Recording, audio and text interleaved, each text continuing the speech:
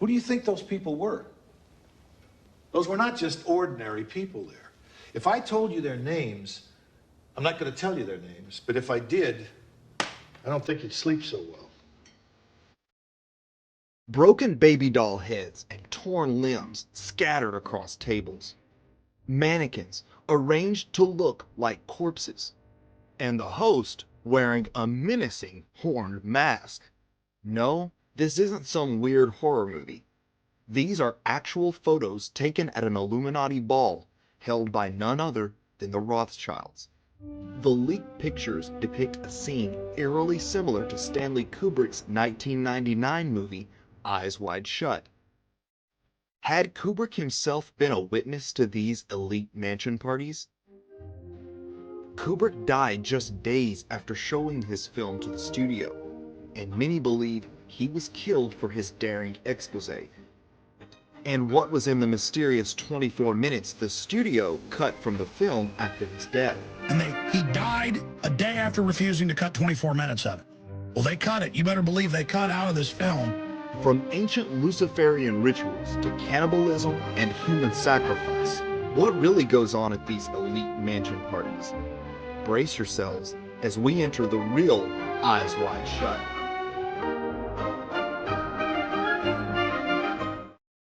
The aberrant perversions of the powerful so-called elite had always been a recurring theme for Kubrick, but he took it one step further in what would end up being his final film, Eyes Wide Shut, which depicted a masked ball identical to one the Rothschilds had thrown years earlier. The year was 1972, and the Rothschild mansion outside of Paris looked like it was in flames. Huge flickering orange lights projected a fiery inferno across the main edifice. It was all part of the preparation for a masked ball they were hosting, and the guest list read like a who's who of the Illuminati. Artists, fashion designers, celebrities, and royalty were greeted by men in cat masks who guided them to the main room, where Marie Helen de Rothschild waited, wearing an elaborate deer head mask with ornate horns jutting from the top. Horned masks have historically been part of ancient pagan rituals. The invites were written backwards and required a mirror to read, reflecting Satanist Aleister Crowley's edict to do everything backwards. Creepy photos taken from the event have surfaced which show their bizarre costumes and questionable decoration. Baby dolls strewn on tables as part of the decor, demonstrating their hatred for humanity. Audrey Hepburn and another attendee wore birdcage masks, signifying MK Ultra mind control. Perhaps the weirdest picture is of men gathered around a nude female effigy, laid out on what looks to be some type of sacrificial altar. Notice the similarities to Marina Abramovic's cannibalistic cake parties, attended by the Hollywood elite, and scenes from music videos, such as Katy Perry's creepy Bon Appetit. One rumor even suggested the female body was made of sugar and was actually edible.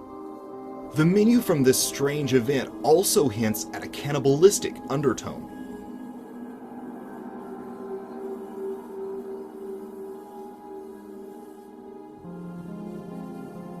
Sirloin, for instance, is spelled out sirloin, like it is a person's name. And another menu item refers to an exquisite cadaver. When Cruise's character is discovered as an imposter, the man in the red cloak is sitting on a chair with a double eagle on it. The double eagle is the symbol of the Rothschild family and is found on their crest. Kubrick even filmed the salacious scenes inside an actual Rothschild mansion. But the film isn't the movie Kubrick wanted audiences to see. The studio demanded 24 minutes of the original be cut. Much speculation has been made about what might have been in that 24 minutes. Officially, Warner Brothers claimed the editing was necessary in order to obtain an R rating. This explanation doesn't make sense, however, given such a significant portion of a final cut film. 24 minutes is more than random clips. It's more likely that an entire scene was removed. A scene that could have been the climax of the entire movie. One that made all others make sense. After all, it was important enough that Kubrick refused to remove it. I got a call, and he claimed to be one of Kubrick's top assistants before he died. In other words, he was there all the way to the end. Wow, that's getting good. And he told me Kubrick kept muttering to himself that the Warner Brothers executives were going to hate his film. And literally, he quoted me as saying, when they see this film, they're going to kill me.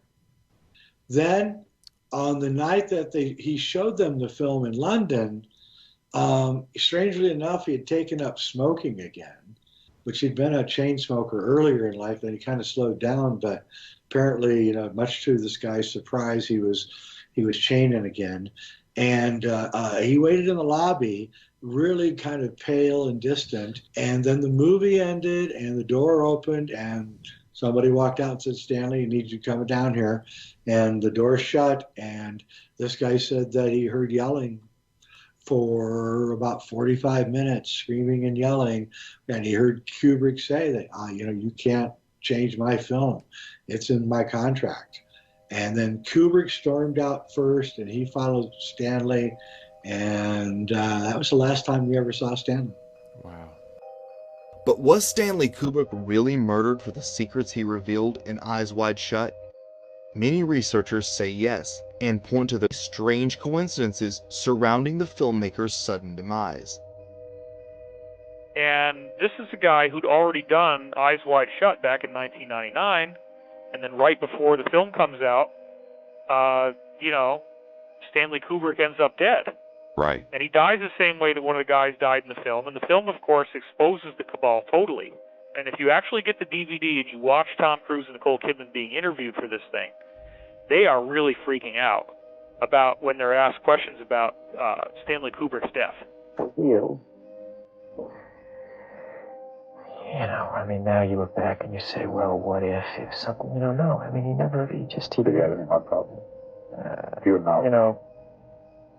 The man worked hard. I'd get faxes from him at 3 a.m, and Christian was there, and, he didn't discuss that, it was sudden, it was shock.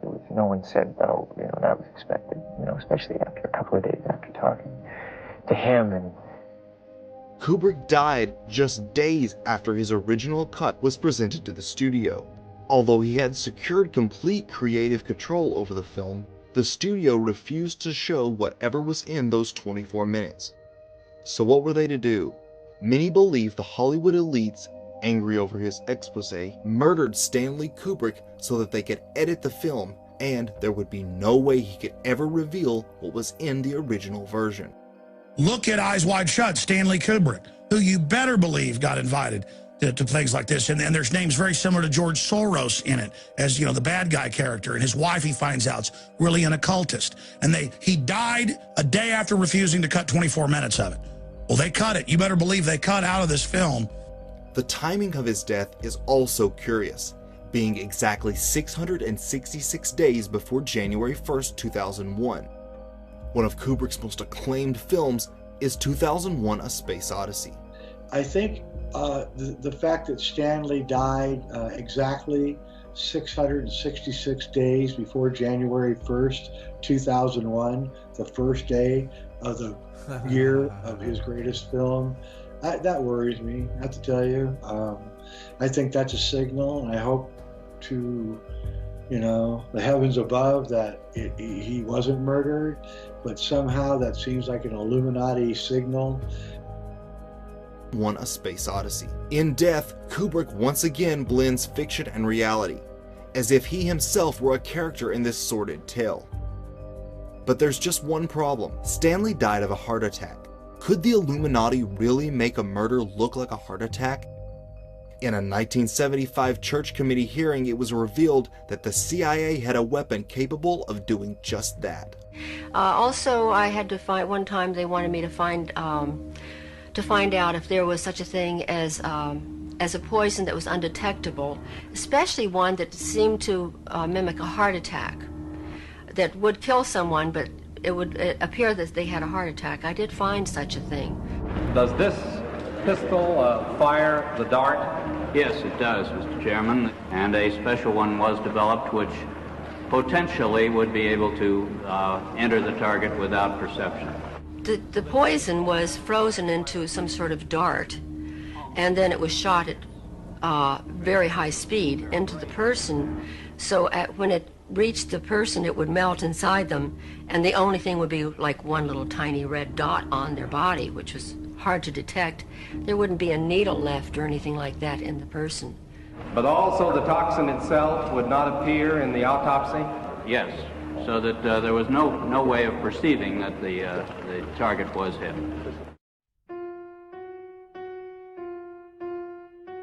What else did Kubrick show in those 24 minutes? Everyone in the crew signed lengthy contracts and strict confidentiality agreements, so almost no verifiable information is available. However, most rumors contend that it had something to do with the shocking Illuminati mansion party. This type of event actually dates back to ancient times, such as the Greek and Roman Bacchanalia festival, which involved masked orgies as part of the invocation of pagan gods. The old-moneyed European aristocrats have been secretly attending such events for hundreds of years. In fact, Traum Novelle, the story from which Kubrick based the screenplay, was about a couple who experiences a similar party in upper-class Austria around the turn of the century. Austria is near the Bavarian region of Germany, where the original Bavarian Illuminati was founded. Alice is seduced by a hypnotic older gentleman who introduces himself as Sandor Savost, which many believe to be a reference to Anton Sandor LaVey, founder and high priest of the Church of Satan. One of the mysterious women who leads Bill off introduces herself as Noala Windsor. Do you know Noala Windsor? Alluding to British royalty and their association with the Cabal.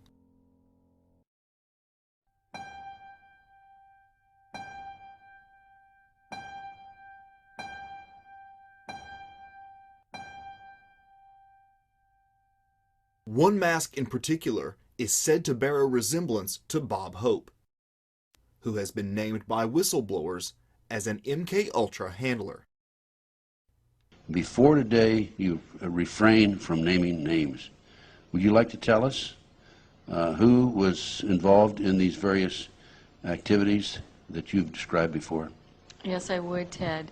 It's real scary for me, but I'd like to go on public record saying that my owner under mind control was Bob Hope, and that I was abused and used as a mind control sex slave. Most believe Harford saw something profoundly disturbing at the ritual, perhaps a literal sacrifice or other such bizarre type material. Still, others speculate Kubrick may have exposed the satanic elite's use of children in their bizarre rituals as well. Elite child trafficking rings have come to light in Belgium, the UK, the US, and other countries, proving there's a much more sinister side to these secret parties. Was this what Kubrick was really trying to warn us about? He had already alluded to this theme when Bill goes to the costume shop and encounters a father prostituting his underage daughter. The name of the costume shop is Rainbow Fashions. Rainbows, rainbow symbolism, and Wizard of Oz themes are all related to MK Ultra mind control. Don't you want to go where the rainbow ends? Well, and lending credence to this theory is a conversation which allegedly occurred between Nicole Kidman and the acclaimed filmmaker Stanley Kubrick. Kidman claims Kubrick told her pedophiles are running the world, going on to say he told her how the world really works and who is in charge behind the scenes while filming the movie Eyes Wide Shut. If this is what Kubrick exposed in those 24 minutes, no wonder he ended up dead. However, Nicole was never as naive to this sordid world as she may have acted.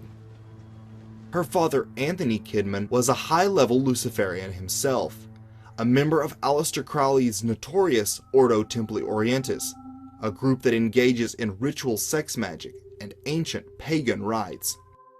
He died mysteriously after an Australian named Fiona Barnett formally named him as one of her abusers. Throughout my childhood, I was a victim of Australia's VIP child sex trafficking ring. For example, I was prostituted to pedophile parties at Parliament House, Canberra, and to an international leader at Fairbairn Military Airport. The people involved in this elite pedophile ring included high-ranking politicians, police, and judiciary. Kidman's stardom makes a lot more sense once we know about her elite connections. And it should come as no surprise that Kubrick cast her in the film Eyes Wide Shut. His use of a real-life couple at the time, who was also connected to a real Illuminati family, hints to the audience that this movie is not really fiction at all. With its otherworldly chanting, incense, and haunting masks, the bizarre satanic ritual is by far the most memorable scene from Eyes Wide Shut. For the first time ever, viewers were taken into the inner sanctum and shown the sex magic rituals of the Luciferian elite.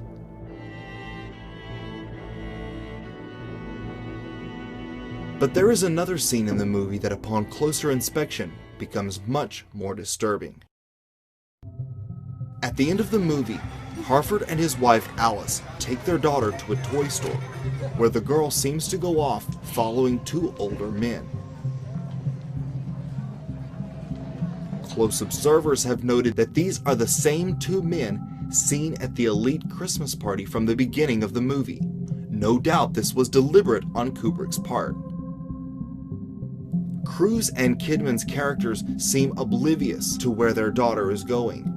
Is it possible that they sold their daughter into this elite group? It is hard to believe, but this does happen among these circles. It is important to note that the toy store scene is saturated in occult imagery.